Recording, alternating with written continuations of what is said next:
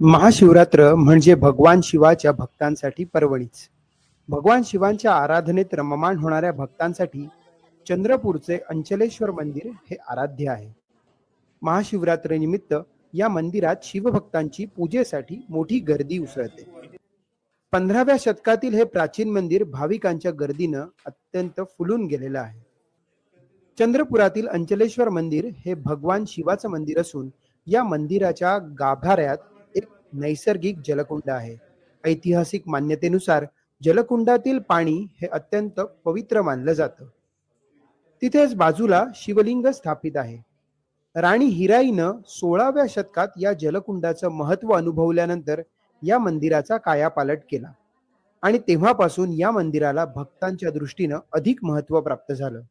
महाशिवरात्र असो वा श्रावण, इथं भक्तांची मोठी गर्दी उसळत असते. ऐतिहासिक नोंदीनुसार हे जलकुंड आजही मंदिराच्या गाभाऱ्यात विद्यमान आहे. त्यात पाणी देखील आहे, पण आता हे पाणी दूषित होऊ लागल्याचं बोललं जात आहे. त्यामुळे अनेक भाविकांनी नाराजी व्यक्त केली आहे.